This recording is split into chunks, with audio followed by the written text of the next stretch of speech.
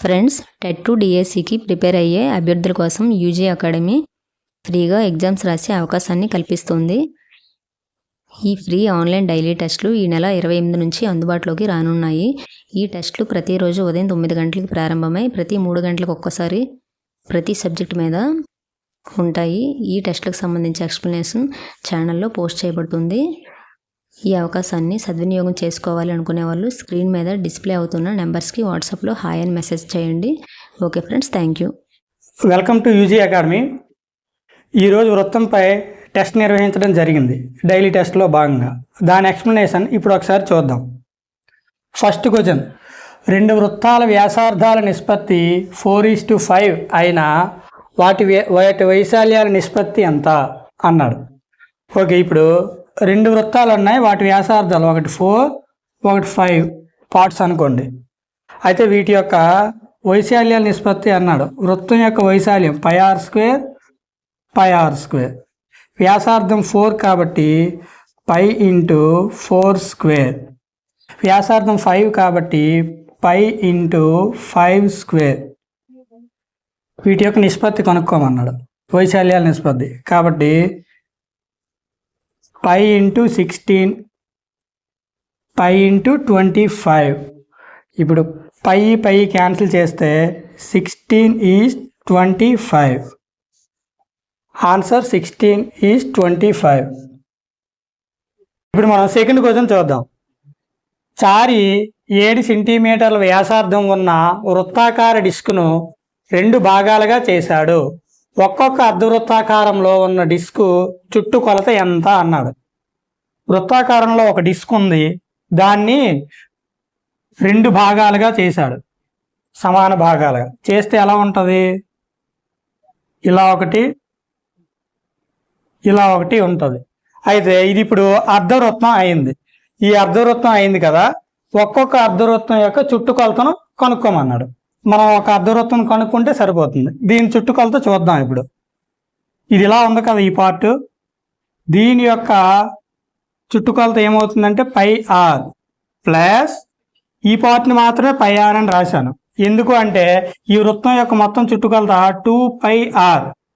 అయితే ఈ వృత్తం అంటే ఈ మొత్తం చుట్టుకొలత కాబట్టి 2πr. ఈ పార్ట్ మాత్రమే మనకు కావాలి కాబట్టి /2 చేసాం, చేస్తే πr వస్తుంది. πr వచ్చింది. ఇప్పుడు ఈ పార్ట్ ఉంది ఇలాగా, ఏంటిది? ఇది వ్యాసం, వృత్తం యొక్క వ్యాసం. వృత్తం యొక్క వ్యాసం అంటే 2r. π అంటే 22/7r plus 2r, 22r plus 7 2 14r/7 is equal 36/7r.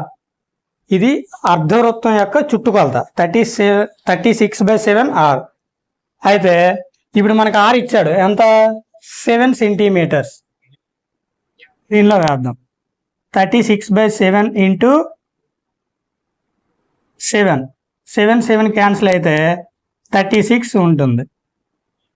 అది ఇప్పుడు ఆన్సర్ ఆప్షన్ 4, 36. ఇప్పుడు మనం థర్డ్ సమ్ చూద్దాం.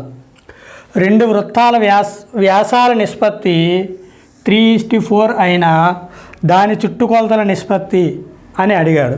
వ్యాసాలు, వ్యాసం అంటే d, ఎంత ఇచ్చాడు? 3 4 ఇలా ఇచ్చాడు. అయితే వీటి చుట్టుకొలతల నిష్పత్తి అని అడిగాడు. చుట్టుకొలత సూత్రం మనం మామూలుగా అయితే 2πr అనుకుంటాం. ఇక్కడ π × 2r, π × 2r ఇక్కడ రివర్స్లో రాశాను, అంతే. దీన్ని ఇటువైపే రాశాను. 2r అంటే d, వ్యాసం. π × d, π × d. ఇప్పుడు d ఎంత ఉంది ఇక్కడ? 3. π × 3, π × 4. ఈ పైకి క్యాన్సిల్ అయితే ఇక్కడ 3 మిగులుతుంది, ఇక్కడ 4 మిగులుతుంది. అయితే చుట్టుకొలతల నిష్పత్తి 3:4. ఆప్షన్ 2, 3:4. ఓకే, ఇప్పుడు మనం ఫోర్త్ సమ్ చూద్దాం. ఒక వృత్తం యొక్క భూ పరిధి 264 సెంటీమీటర్లు అయినా దాని వైశాల్యం ఎంత అని అడిగాడు. వృత్తం యొక్క భూపరిధి అంటే చుట్టుకొలత 2πr ఈజ్ ఈక్వల్ 264. అయితే దాని వైశాల్యం అడిగాడు. వైశాల్యం కావాలంటే ముందుగా ఏం కనుక్కోవాలి? ఆర్ని కనుక్కుందాం. 2 into pi 22/7 into r is equal 264. 11 2 జా 11 2 జా 11 4 జా 2 12 జా 2 6 జా. ఇప్పుడు r/7 ఈజ్ ఈక్వల్ 6 అయ్యింది. r ఈజ్ ఈక్వల్ 6 ఇంటూ 7 42 అయింది. ఇప్పుడు ఏం కనుక్కోమన్నాడు? వైశాల్యం కదా. వృత్తం యొక్క వైశాల్యం సూత్రం πr². πr² అంటే 22/7 ఇంటూ 42 ఇంటూ 42. 7 6 జా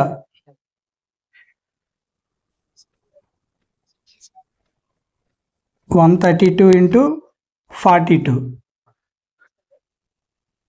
4 6 2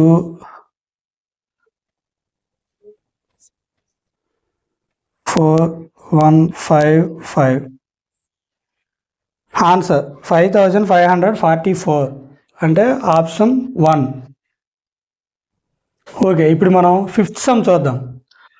6 సెంటీమీటర్లు భుజంగా గల చతురస్రాకారపు అల్యూమినియం షీట్ నుండి 2 సెంటీమీటర్ల వ్యాసార్థం గల వృత్తం కత్తిరించబడిన మిగిలిన అల్యూమినియం షీట్ యొక్క వైశాల్యం ఎంత అన్నాడు.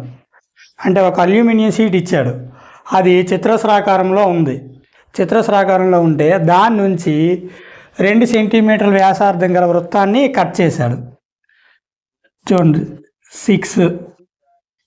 అయితే దీన్ని 2 సెంటీమీటర్లు వ్యాసార్థం గల వృత్తం, దీన్ని ఇలా కట్ చేశాడు. కట్ చేస్తే మిగిలిన భాగం యొక్క వైశాల్యం ఎంత అన్నాడు. మిగిలిన భాగం అంటే ఇది.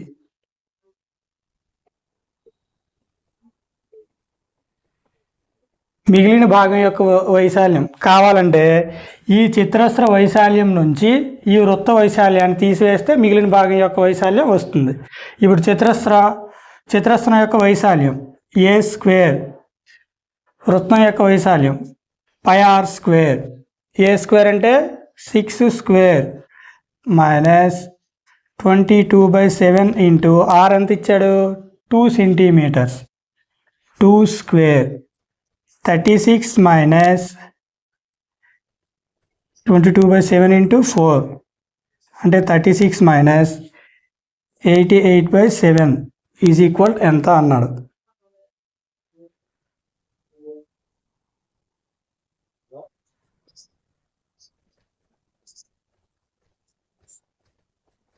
ఇలా క్యాల్కులేషన్ చేస్తే ఆన్సర్ 23.44 ఇలా వస్తుంది.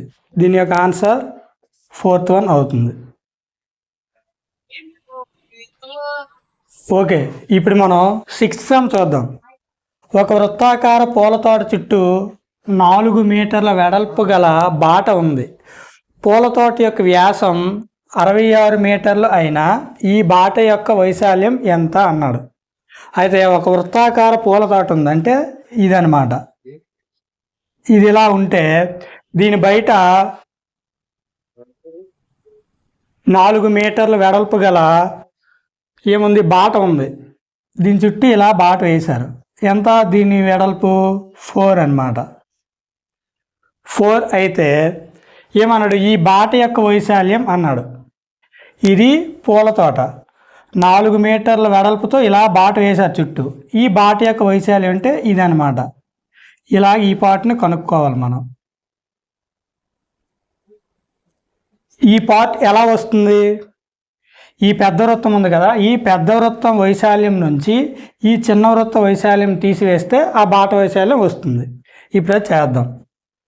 పై big r square minus pi small r square. ఇక్కడ పైన కామన్ తీస్తాం అనుకోండి, r² minus big r² minus small r². ఇది a² మైనస్ b² రూపంలో ఉంది కాబట్టి r plus capital R plus small r, capital R minus small r ఇలా రాసాం. అయితే ఇప్పుడు ఈ క్యాపిటల్ ఆర్ ఏమవుతుందో చూడండి. ఇది వ్యాసం ఎంత 66 అన్నాడు. 66 అంటే దీని యొక్క వ్యాసార్థం 33 అవుతుంది. 33 అంటే స్మాల్ ఆర్ ఎంత అవుతుంది 33 అయ్యింది.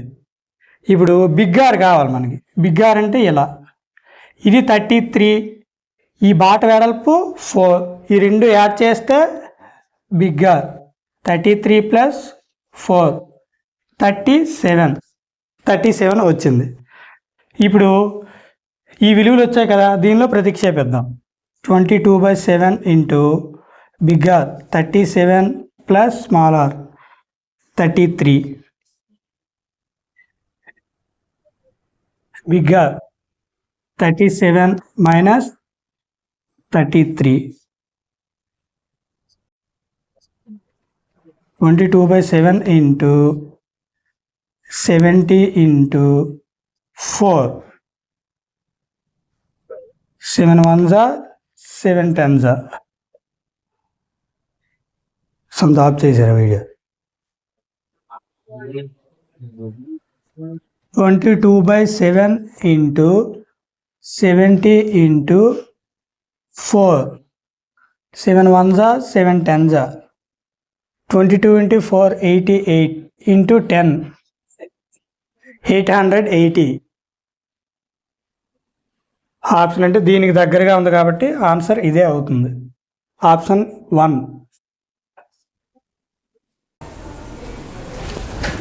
ఇప్పుడు 7th సమ్ చూద్దాం. 28 సెంటీమీటర్ల వ్యాసార్థం ఉన్న చక్రం 528 మీటర్లు వెళ్ళాలంటే అది ఎన్నిసార్లు తిరగాలి అన్నాడు. అంటే ఒక చక్రం ఉంది, దాని యొక్క వ్యాసార్థం 28, అది 528 మీటర్లు వెళ్ళాలంటే ఎన్నిసార్లు తిరగాలి అన్నాడు. అంటే ఇప్పుడు చక్రం ఇలా ఉందనుకోండి, ఇలా తిరుగుతుంది, మళ్ళీ ఇలా, మళ్ళీ ఇలా, మళ్ళీ ఇలా, ఇలా వెళ్తూనే ఉంటుంది. మన బైక్ ఇంకా సైకిల్ అలా వెళ్తున్నట్లే. ఇలా వెళ్తే దీని యొక్క చుట్టుకొలత అవుతుంది కదా, ఇలా చుట్టుకొలతాయి. కాబట్టి ఇది ఎన్నిసార్లు తిరిగిందో మనకు తెలియదు, కానీ ఎంత దూరం వెళ్ళాలంట 528 మీటర్ల దూరం వెళ్ళాలంట. అయితే ఎన్నిసార్లు తిరిగిందో మనకు తెలియదు కాబట్టి ఆ సంఖ్యని n అనుకుందాం. ఎన్నిసార్లు తిరిగింది అనే సంఖ్యని n అనుకుందాం. ఇదేంటిది, ఇది ఇలా తిరుగుతుంది అంటే దీని యొక్క చుట్టుకొలతాయి కాబట్టి n ఇంటూ చుట్టుకొలత 2πr = 528 మీటర్స్. 528 మీటర్స్. ఇప్పుడు వ్యాసార్థం r = 28 సెంటీమీటర్స్ ఇచ్చాడు. ఇది సెంటీమీటర్స్ ఇచ్చాడు, ఇది మీటర్స్ ఇచ్చాడు. కాబట్టి n ఇంటూ 2 ఇంటూ 22/7 ఇంటూ 28 దీన్ని సెంటీమీటర్లోకి మార్చేయాలి. అంటే 528 ఇంటూ 100 ఇలా చేసాం. ఇప్పుడు చూద్దాం. 7 1s 7 4s, 11 2s, 11 4s, 11 8s, 2 2s 4, 4 4s 16, 16 3s 48. అంటే n = 3 ఇంటూ 100, 300. ఎన్నిసార్లు తిరగాలి అంటే 300. ఓకే, ఇప్పుడు మనం 8th సమ్ చూద్దాం. ఒక అర్ధవృత్తం యొక్క చుట్టుకొలత 144 సెంటీమీటర్లు అయినా దాని వైశాల్యం ఎంత అన్నాడు. అర్ధవృత్తం యొక్క చుట్టుకొలత πr + 2r, πr + 2r = ఎంత అవుతుంది 36/7. చూద్దాం. ఒక అర్ధవృత్తం యొక్క చుట్టుకొలత 144 సెంటీమీటర్లు అయినా దాని వైశాల్యం ఎంత అని అడిగాడు. అయితే అర్ధవృత్తం ఇలా ఉంటుంది, దీని యొక్క చుట్టుకొలత πr 2r, ఈ రెండింటిని యాడ్ చేస్తే దాని యొక్క చుట్టుకొలత వస్తుంది. πr + 2r = ఎంత అవుతుందంటే 36/7r. ముందు ఒక సమ్లో చేసాం, అందుకే డైరెక్ట్గా వేసేసాను.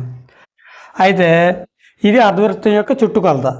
మనకి ఇక్కడ ఈ సమ్లో ఎంత ఇచ్చాడు, 144 సెంటీమీటర్స్ అన్నాడు. 36/7r is equal 144. 36 1 జా 36 4 జా. r/7 is equal 4. r is equal 7 × 4. 7 × 4 28. r is equal 28 వస్తే ఈ అర్ధవృత్తం యొక్క వైశాల్యం ఎంత అన్నాడు. అర్ధవృత్తం యొక్క వైశాల్యం πr²/2 అంటే 22/7 ×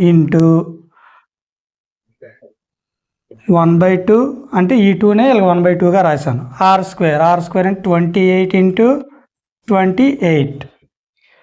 7 1 జా 7 4 జా 2 1 జా 2 2 జా. 22 × 56.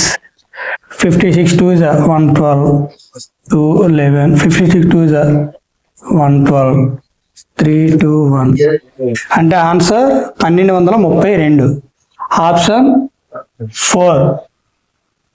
వృత్తాకార గడియారం యొక్క నిమిషాల ముళ్ళు పొడవు 15 సెంటీమీటర్లు. నిమిషాల ముళ్ళు కొన 1 గంటలో ఎంత దూరం కదులుతుంది అన్నాడు. ఇది నిమిషాల ముళ్ళు అనుకున్నాం. ఇది ఒక గడియారం, దీని యొక్క పొడవు 15 సెంటీమీటర్లు. అయితే 1 గంటలో అన్నాడు. నిమిషాల ముళ్ళు ఇక్కడ స్టార్ట్ అయ్యి మళ్ళీ ఇక్కడికే వస్తే 1 గంట అవుతుంది. అంటే దీని చుట్టూ ఒకసారి తిరిగింది అని అర్థం. ఒకసారి తిరిగింది అంటే దీని యొక్క దేన్ని కనుక్కోవచ్చు మనం, చుట్టుకొలత అవుతుంది. ఈ వృత్తం యొక్క చుట్టుకొలత అంటే 2πr. ఒకసారి తిరిగింది. ఒకసారిగా తిరిగింది కాబట్టి నిమిషాల ముళ్ళు కొన 1 గంటలో ఎంత దూరం కదులుతుంది అన్నాడు. ఈ 2πrను కనుక్కుంటే సరిపోతుంది అనమాట. అది ఎంత దూరం తిరిగిందో తెలుస్తుంది.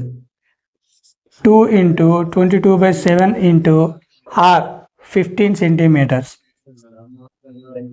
15 2 జా 30.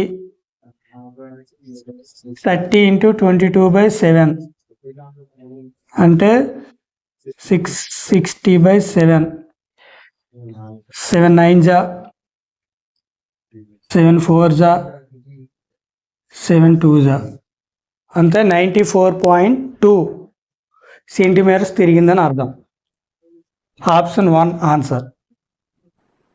ఓకే, ఇప్పుడు మనం 10th సమ్ చూద్దాం. ఒక వృత్త వ్యాసార్థాన్ని 3 రెట్లు చేయగా దాని చుట్టుకొలతలో పెరుగుదల అన్నాడు. ఒక వృత్త వ్యాసార్థాన్ని 3 రెట్లు చేయమన్నాడు. నార్మల్గా వ్యాసార్థం r, దాన్ని 3 రెట్లు చేస్తే 3r అవుతుంది. అయితే ఆ వ్యాసార్థం r అయితే దాని చుట్టుకొలత 2πr. వ్యాసార్థం 3r అయితే 2π × 3r. 3r అయింది. ఈ 2πr కదా, అలా విడిచిపెడదాం. ఈ 3ని ముందుకు జరుపుదాం. 3 × 2πr. ఇప్పుడు ఎన్ని రెట్లు పెరిగింది? 3 రెట్లు మాత్రమే పెరిగింది. ఆన్సర్ 3. అయితే చూడండి, వ్యాసార్థాన్ని 3 రెట్లు చేయగా ఎన్ని రెట్లు చేసినా దాని చుట్టుకొలతలో మాత్రం ఎటువంటి చుట్టుకొలత 3 రెట్లు చేస్తే 3 రెట్లే అవుతుంది, 4 రెట్లు చేస్తే 4 రెట్లే అవుతుంది. అదే వైశాల్యం అయితే మాత్రం మారుతుంది. దీన్ని మనం డైరెక్ట్గా చూసి పెట్టేయచ్చు.